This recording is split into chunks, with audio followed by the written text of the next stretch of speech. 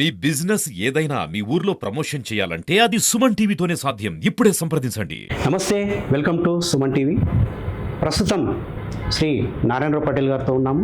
మాజీ శాసనసభ్యులు మరియు కాంగ్రెస్ ముదోల్ నియోజకవర్గ ఇన్ఛార్జ్. మరి జరిగినటువంటి ఎంపీ ఎలక్షన్స్, పార్లమెంట్ ఎలక్షన్స్, జరగబోతున్నటువంటి స్థానిక ఎలక్షన్స్పై వారి అభిప్రాయాలను అడిగేటువంటి ప్రయత్నం చేద్దాం. సార్ నమస్కారం. నమస్కారం సార్, నారాయణరావు పటేల్ అంటే ముదోల్ అంటే నారాయణ పటేల్ అంటే ఇంత క్రేజ్ ఉన్నటువంటి ఒకప్పుడు డైనమిక్ లీడర్. మరి ఈ మధ్య మీరు కొంచెం మీ చరిష్మా తగ్గిపోవడానికి కానీ మీ పవర్ తగ్గిపోవడానికి కారణం ఏమిటి? సమయాన్ని బట్టి, సందర్భాన్ని బట్టి కొంత గ్యాప్ వచ్చింది. గ్యాప్ వచ్చే మూలన కొంచెం జనాల్లో గ్యాప్ పెరగడం మూలన సార్కు రాజకీయం ఇంట్రెస్ట్ లేదేమని ఒక భావన వాళ్ళకు కలిగింది. పవర్లో ఉన్నా, పవర్లో లేకపోయినా గత 30 సంవత్సరాల నుంచి నేను ప్రజల సేవలో ఉన్నాను, ప్రజలకు సేవ చేస్తాను. మొన్న అసెంబ్లీ ఎన్నికల్లో కేవలం మనకు టైం దొరకలేదు, కేవలం 20 రోజులే టైం దొరికింది. వస్తాము, చేస్తాము, పోటీ చేస్తాము, చెయ్యము, కాంగ్రెస్ వాళ్ళు అడగడము, ఇవన్నీ గందరగోళ పరిస్థితిలో ఓటర్సు క్యాడర్ ఎక్కడెక్కడ ఫిక్స్ అయింది. మరి వెంటనే 3-4 మంత్స్ తర్వాత మొన్న పార్లమెంట్ ఎలక్షన్స్ వచ్చినాయి. కాంగ్రెస్ పార్టీ బాగా పుంజుకుంది. నువ్వా నేనా అనే రీతిలో బీజేపీ పార్టీకి ఫైట్ ఇవ్వడం జరిగింది. రేపు 4వ తేదీ రోజు దాని రిజల్ట్స్ మీరు చూడబోతున్నారు. చరిష్మా తగ్గిందా, కాంగ్రెస్ పార్టీ పూర్వ వైభవానికి వచ్చిందా, వస్తుందా, తేడా ఉందా? ఏ 3 పార్టీల్లో ఏ పార్టీది బాగా చరిష్మా తగ్గింది? మీకు ఇదొక ఉదాహరణ. 4 మాసాల క్రితమే బీఆర్ఎస్ ఎన్నికల్లో జరిగినప్పుడు బీఆర్ఎస్ చరిష్మా బాగుండే. ఇప్పుడు బీఆర్ఎస్ చరిష్మా పూర్తి పడిపోవడం జరిగింది, పూర్తిగా 3వ స్థానానికి. మీరు ఋతువులు చేంజ్ అవుతాయి, వర్షాకాలం, చలికాలం, ఎండాకాలం. ఈ పరిస్థితులను బట్టి, రాజకీయ అనుకూలను బట్టి అప్ అండ్ డౌన్ ఉంటుంది. దానికి మనం ఫేస్ చేసి ముందర వెళ్ళడం, ప్రజల మనోభావాల అనుగుణంగా మనం పనిచేయడం, వాళ్ళకి దగ్గర అవ్వడం ఒక మంచి పరిణామం. జూన్ 4వ తారీఖు నాడు కాంగ్రెస్ కేంద్రంలో అధికారంలోకి వస్తుందని చెప్పి మీరు భావిస్తున్నారా? ఇప్పుడున్న సర్వేలను బట్టి చూస్తే ప్రధానమంత్రి గారి స్పీచ్లు ఏ రకంగా ఉంటుండే మీరు చూడండి. కాంగ్రెస్ పార్టీ ఒకవేళ అధికారంలో వస్తే రామ్ మందిరాన్ని కూలుస్తారని చెప్పడం జరుగుతుంది. ఒక ప్రధానమంత్రి మాట్లాడే ఆ విషయమా, అది ప్రజలు గమనిస్తారు. ఒకటే ఎగ్జాంపుల్ మీకు చెప్తాను. మన దగ్గర 33 జిల్లాలు అయినాయి. 5-10 జిల్లాలు తగ్గిస్తే ఎంత ఉద్యమం మొదలవుతుంది? అవుతుందా కాదా? మరి ఇదైతే ఒక ధర్మాన్ని, మెజారిటీ వర్గాల ధర్మాన్ని ఎవరైనా బుద్ధి ఉన్న వాళ్ళు ముట్టుకుంటారా? కానీ ఆయన ఏదో ఆలోచించి, అటువంటి పెద్ద మనిషి, 10 సంవత్సరాలు ఈ దేశాన్ని వెళ్ళిన వ్యక్తి, అంటే భయపడి భయభ్రాంతులకు గురి అయి కాంగ్రెస్ పార్టీ వస్తే రాముడి మీద బుల్డోజర్ వేస్తారంటే అది ఎక్కడ న్యాయం? అదొక భాషనా, అదొక మాటనా? దాన్నే బట్టే వాళ్ళ మెజారిటీ తగ్గుతుందని వాళ్ళు భయపడుతున్నారు. ప్రధానమంత్రి గారు 75 సంవత్సరాలకే కట్ ఆఫ్ డేట్ పెట్టారు. అద్వానీ గారిని పక్కకు పెట్టారు, వెంకయ్య నాయుడిని పక్కకు పెట్టారు, మురళీ మనోహర్ జోషికి కూడా పక్కకు పెట్టారు. మరి ప్రధానమంత్రి గారు నా గ్యారంటీ అంటున్నాడు, మోదీ గ్యారంటీ. మనకి ఈయనకు కూడా వర్తిస్తుంది. ఈయనకు 2 సంవత్సరాలే సమయం ఉంది 75 సంవత్సరాలు కావడానికి. మరి ఈయన గ్యారంటీ 5 years ఎట్లా తీసుకుంటాడు? రూల్స్ ఒకటే వర్తిస్తాయి కదా. మన భారతదేశంలో మీకు ఒక చట్టం, నాకు ఒక చట్టం, వేరేలోకి ఒక చట్టం లేదు కదా. ఆయన పెట్టిన చట్టమే కదా. మరి ఆయన గ్యారంటీని ఎట్లా ప్రజలు నమ్ముతారు? ఖచ్చితంగా ఇండియా కూటమి భారీ మెజార్టీతో గెలవబోతుందని భయపడి ఇలాంటి రకమైన వాగ్దానాలు ఆయన చేయడం జరుగుతుంది. సార్, కాంగ్రెస్ ప్రవేశపెట్టినటువంటి 6 గ్యారెంటీల అమలులో 1-2 మినహా ఇంతవరకు అమలు పరిచింది లేదు. అంటే మధ్యలో ఎలక్షన్ కోడ్ వచ్చింది. బట్ మనకున్నటువంటి బడ్జెట్ ఈ 6 గ్యారెంటీల అమలుకు సాధ్యమవుతుందంటారా? అంటే గతంలో కేసీఆర్ ప్రభుత్వము అన్ని అప్పులు చేసి అంటే మిగులు రాష్ట్రాన్ని అప్పుల కుప్ప చేసిందని చెప్పి రేవంత్ రెడ్డి గారు విమర్శించారు. మనకున్నటువంటి నిధులు మరి ఏ విధంగా సేకరించగలుగుతారు? వీటిని ఎలా అమలు పరుస్తారు 6 గ్యారెంటీ? ఇప్పుడు రేవంత్ రెడ్డి గారు ఎలాంటి విమర్శ చేయలేదు. 68,000 కోట్ల అప్పు మనము పంపకం జరిగినప్పుడు ఉండే. మనకు సర్ప్లస్ 16,000 కోట్లు నిధులు ఉండే. రేవంత్ రెడ్డి గారు చెప్పిన దాంట్లో ఏ మాట తప్పు కాదు. ఇప్పటికీ 7 లక్షల కోట్లు అప్పు తీసి రెవెన్యూ లోటు 30,000 కోట్లకు తీసుకొచ్చారు.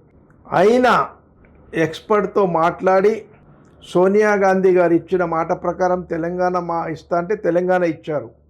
6 గ్యారంటీలు అమలు చేస్తా అంటే 6 గ్యారంటీలో 4 గ్యారంటీ పథకాలు అమలు అయ్యడం జరిగింది. ఒకటి ఫ్రీ బస్సు, రెండవది ఉచిత మన విద్యుత్ 200 యూనిట్ల వరకు ఫ్రీ, మూడవది ఆరోగ్యశ్రీ, నాలుగవది ఇండ్లది ఇందిరమ్మ ఇండ్లది హడ్కో నుంచి 3,500 కోట్లు తీసుకోవడం జరిగింది. 5వ గ్యారంటీ ఆగస్టు 15 లోపు 2 లక్షల రుణమాఫీ చేస్తా అని చెప్పారు. అదే కేసీఆర్ గారి ప్రభుత్వం ₹1,00,000 మాఫ్ చేస్తా అని 5 సంవత్సరాల తర్వాత కూడా 4,000 మంది రైతులకు దాదాపుగా ₹1,00,000 రుణమాఫీ చేయలేదు. ధైర్యంతో రేవంత్ రెడ్డి గారు ఆగస్టు 15 లోపు నేను రుణమాఫీ చేస్తా అని చెప్పారు. మహాలక్ష్మి పథకం ఒకటి ఉంది ఇంప్లిమెంటేషన్ చేసేది. ఏ పార్టీ కూడా మేనిఫెస్టోలను భగవద్గీత ఖురాన్ ఒట్టుతో సహా మనం పెడతాం. అందులో భాగంగానే 5 సంవత్సరాల కోసం మేనిఫెస్టోలు విడుదల అయింది ఉంటుంది. ఈరోజు చేస్తాం ఆ రోజు చేస్తాం కాదు. మా ప్రభుత్వం వచ్చిన తర్వాత 4 మాసాల్లో 5 స్కీమ్లు మొదలుపెట్టాం. 3,500 కోట్లు హడ్కో లోనం రెడీ ఉంది. ఎన్నికల కోడ్ మూలాన 2 నెలలు అనవసరంగా ఈ కోడ్ మూలన ఏ పని మనం చేయలేకపోయాం. ఎన్నికలు అయిన తర్వాత బడ్జెట్ల అనుగుణంగా మరి ఈరోజు అపోజిషన్ పార్టీ వాళ్ళు వరికి బోనస్ అని చెప్తున్నారు. వరికి బోనస్ ఎందుకు చెప్తున్నారు? సన్న వడ్లకు బోనస్ ఎందుకు ఇస్తున్నారు? దొడ్డు వడ్లకు ఎందుకు ఇస్తలేరంటే మనం ప్రతి చోట ఇప్పుడు రేషన్ డీలర్కు మనం బియ్యం ఇస్తున్నాం. కేంద్ర ప్రభుత్వం రాష్ట్ర ప్రభుత్వం 70% మంది అది మార్కెట్లో అమ్ముకుంటున్నారు. అట్లా జరగద్దు. సన్న బియ్యం హాస్టల్లో ఇవ్వాలా, రేషన్ కార్డులు ఇవ్వాలా, ప్రతి చోట్ల ఇవ్వాలా. సన్న వడ్లను ప్రోత్సహించడానికే మొదలు సన్న బియ్యం మనకు సప్లై కావాలనే ఉద్దేశంతో సన్న వడ్లకు ₹500 బోనస్ చెప్పారు. దొడ్డు వడ్లకు ఎక్కడ ఇవ్వమని చెప్పలేదు. మొదలు సన్న వడ్లకు ఇస్తాని చెప్పడం జరిగింది. మీ కుటుంబం ఇంతవరకు అంటే మొదటి నుంచి రాజకీయ పరంగా కాకుండా మీరు వ్యాపారస్తుల కుటుంబం నుంచి వచ్చి రాజకీయాల్లో మీరు స్థిరపడి, అంతకుముందు కూడా మీరు రాజకీయంలో రాకముందు కూడా మీ కుటుంబం నుంచి చాలా సేవా కార్యక్రమాలు చేస్తారు. ఐ హాస్పిటల్ కానివ్వండి, కాలేజ్ కానివ్వండి, విద్యార్థులకు విద్యాబోధన కానివ్వండి, ఇట్లాంటి కార్యక్రమాలు ఆ మధ్య చాలా చేపట్టారు. కానీ మీరు రాజకీయంలోకి వచ్చిన తర్వాత ఈ కార్యక్రమాలు, సేవా కార్యక్రమాలు ఆగిపోయాయని చెప్పి ప్రజలట. దీనిపై మీ స్పందన? మేము రాజకీయాలు రాకన్నా మొదలు సేవా కార్యక్రమాలు ఏది మొదలు పెట్టలేదు. రాజకీయంలో మేము హామీ ఇవ్వలేదు. రాజకీయంలో వచ్చిన తర్వాతనే, ఎమ్మెల్యే అయిన తర్వాతనే ఇక్కడ అవసరాలను బట్టి మనము నిర్ణయాలు తీసుకోవడం జరుగుతుంది. మీకు ఎవరు చెప్పారో మరి మీరు కూడా ఒకసారి మీ కంటితో ముదోళ్ళు వెళ్ళి చూడండి. ఆసుపత్రి సరిపోకపోతే ఇంకా 4 కోట్లతో కొత్త బిల్డింగ్ కట్టడం జరిగింది. హైదరాబాద్లో ఏదైతే ఫెసిలిటీ ఉంటుంది కన్ను గురించి, రెటీనా గురించి, సైంటిస్టుల గురించి, ఇక ముందు ఈ 3 జిల్లాల వారికి హైదరాబాద్ ఎల్వి ప్రసాద్కి వెళ్ళడానికి అవసరం లేకుండా వచ్చే మాసంలో బ్రహ్మాండమైన ఇంకొక పెద్ద ఆసుపత్రి మేము అక్కడ ప్రారంభించడం జరుగుతుంది. మా చేతుల దగ్గర, జిఎన్ రావు గారి చేతుల ముందర, ఇంకా వేరే వాళ్ళకి ఎవరు పిలిచే అవసరం లేదు. మేము ఆసుపత్రిని ఇక్కడున్న లోకల్ అధికారులతో పిలిపించి మీకు అదొక మంచి పాత ఆసుపత్రి కంటే 100% మెరుగైనది. హైదరాబాద్లో ఎల్వి ప్రసాద్లో ఏది జరుగుతుంది అది ఇక్కడ జరగడానికి తీసుకొస్తున్నాం. మరి మేము సేవా కార్యక్రమాలు ఎక్కడ ఆపాము, ఎప్పుడు ఆపాము అది మీరు చెప్పాలి, ప్రజలు చెప్పాలి. సార్, హరీష్ రావు గారు రుణమాఫీ చేయకపోతే, ఒకవేళ చేసినట్టయితే నేను రాజీనామా చేస్తాను, రుణమాఫీ మీ వల్ల కాదు అన్న ఒక ఛాలెంజ్ చేశారు. దానిపై మీరు ఎట్లా స్పందిస్తారు? ఇప్పుడు హరీష్ రావు గారికి టీఆర్ఎస్ పార్టీకి ఒక అలవాటు. వాళ్ళు ఎగ్గొట్టిండు కదా, ఎగ్గొట్టిండా లేదా? అవును, ఎగ్గొట్టిండా? అవును. 25,000 అది ఇచ్చి ₹1,00,000 ఇంకా 4,000 మందిని ఎగ్గొట్టిండు. 5 సంవత్సరాల తర్వాత కూడా ఎగ్గొట్టిండు. వాళ్ళు ఎగ్గొట్టిండు కానీ వీళ్ళు కూడా ఇట్లనే చేస్తారని వాళ్ళు అనుమానపడి ఇక దిక్కుతోచని పరిస్థితిలో వీళ్ళు ఒకవేళ 2 లక్షలు మాఫ్ చేస్తే మాకు పుట్టగతులు ఉండేని ఏదో డ్రామా మొదలు పెట్టడం జరిగింది. ఖచ్చితంగా అమలు అవుతుందంటారు? 100%. ఇగో మీరు ఒకటి ఆలోచించాలా, సార్ ఆయనకు చిత్తశుద్ధి లేకపోతే ఆయన ఎక్కడ వెళ్ళినా చర్చిలో చర్చ్ సాక్షి, నిజామాబాద్లో సరస్వతి మాత సాక్షి, జోగులాంబ దగ్గర వెళ్తే మహబూబ్ నగర్లో జోగులాంబ సాక్షి, వరంగల్లో వెళ్తే మహంకాళి సాక్షి. ఎందుకు తీసుకుంటాడయ్యా? ఎవరైనా చిత్తశుద్ధి ఉన్నది, చేస్తామనే నమ్మకం ఉంది, దానికి ప్లానింగ్ ఉన్నదనే దేవుడు ఒట్టు తీసుకున్నారు. ఈ ఒట్టు గట్టు మీద పెడతారని చెప్పి కొందరు నాయకుల వాదన. మరి దానిపై ఎట్లా? ఇప్పుడు ఒట్టు పెట్టుకుంటున్నారు రేవంత్ రెడ్డి గారు, అవును, ఈ ఒట్టు తీసి గట్టు పెడతారు, ఎలక్షన్ మట్టుకే ఈ ఒట్టు అని చెప్పి ఆ అవసరం లేదు కదా, అవసరం లేదు. ఇది ఆషామాషి ఈ మేనిఫెస్టోలు కాదు. ఎవరు రిలీజ్ చేశారు ఈ మేనిఫెస్టోల్ని? సోనియా గాంధీ గారు, రాహుల్ గాంధీ గారు. తెలంగాణ రాష్ట్రం ఇస్తా అని 2 రాష్ట్రాల అధికారం కోల్పోయిన ప్రజలు గ్రహించి సోనియా అమ్మ చెప్పిందని నమ్మకంతో ఓట్లేశారు. ఇది సోనియా అమ్మ ద్వారానే 6 గ్యారంటీలు చెప్పారు. ఆమెకి ఏం అవసరం?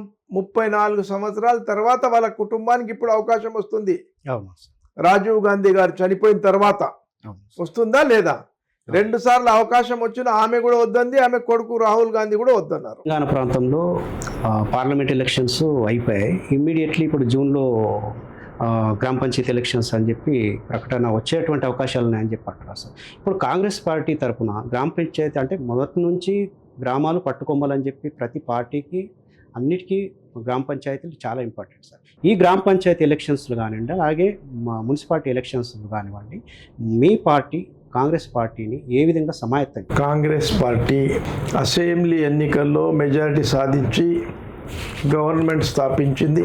ఆ ఉత్సవంతో పార్లమెంట్లో కూడా దాదాపుగా 10 నుంచి 12 చోట్ల పార్టీ గెలుస్తుంది. అదే ఊపుతో 80% లోకల్ బాడీస్ ఖచ్చితముగా కాంగ్రెస్ పార్టీ గెలుస్తుంది. గత 10 సంవత్సరంలో కేసీఆర్ గారు ఒక్క రేషన్ కార్డు ఇవ్వలేదు, ఒక్క ఆరోగ్యశ్రీ కార్డు ఇవ్వలేదు, ఒక్క ఇల్లు కట్టియలేదు. నేను గతంలో శాసనసభ్యుడు ఉన్నప్పుడు 50,000 ఇల్లు కట్టించాను ప్రజలకు. ఇంటింట తిరిగి ఆరోగ్యశ్రీ రేషన్ కార్డు ఇవ్వడం జరిగింది. అవన్నీ వాళ్ళకు చేసిన కార్యక్రమాలు ఉంటాయి కదా సార్. మీ దగ్గర ఉన్న కార్యకర్తల వల్ల నారాయణరావు పటేల్ గారికి కొంచెం చెడ్డ పేరు వచ్చింది అన్నది పబ్లిక్ టాక్. అయితే అప్పటికిప్పటికీ ఉన్నటువంటి పరిస్థితుల దృష్ట్యా కొందరు మంచి కార్యకర్తలు, అందరూ మంచి కార్యకర్తలే, బట్ వాళ్ళు చేసేటువంటి పనుల వల్ల నాయకులకు ఇబ్బందులు కలుగుతూ ఉంటాయి. అది ఎంతవరకు వాస్తవం అంటారు? చెడు వాళ్ళు ఉంటారు. కొంత చెడు చేసినా నాయకత్వం పటిష్టంగా ఉంటే మందలు ఇస్తారు. నేను మందలు ఇస్తాను, సరిదిద్దే అవకాశం ఇస్తాం వాళ్ళకు. ఒకవేళ వాళ్ళు మారకపోతే వేరే వాళ్ళకి మార్చి కొత్త వాళ్ళకి తయారు చేస్తాం. ఇది మాత్రం ఒక్క కార్యకర్తల పైన డిపెండ్ ఉండదు, నాయకుని పైన డిపెండ్ ఉంటుంది. చాలామంది మన నాయకులు ఎక్కడో ఉంటారు, వాళ్ళకి నమ్మి ఓట్లు ఇస్తారు. వాళ్ళు చేసి కొన్ని సమస్యలు కూడా వస్తాయి. ఆ సమస్యలు మేము ఎప్పటికప్పుడు రెక్టిఫై చేసుకుంటూ, వాళ్ళు తప్పు చేస్తే మందలిస్తూ, మంచి పనులు చేస్తే ప్రోత్సహిస్తూ, వాళ్ళకి ఏ రకంగా అకామిడేషన్ చేస్తూ బేరీజ్గా వేసుకొని కలుపుకొని ప్రయత్నం చేస్తాం. తప్పు పని చేసిన వాళ్ళకి 1 సారి 2 సార్లు 3 సార్లు వార్నింగ్ ఇస్తాం, 4వ సారి పక్కకు పెడతాం. Thank you sir, thank you so much. మా సుమన్ టీవీ ప్రేక్షకుల కోసం చాలా విలువైనటువంటి సమయాన్ని కేటాయించి మంచి సమాచారం ఇచ్చారు. Thank you sir, thank you.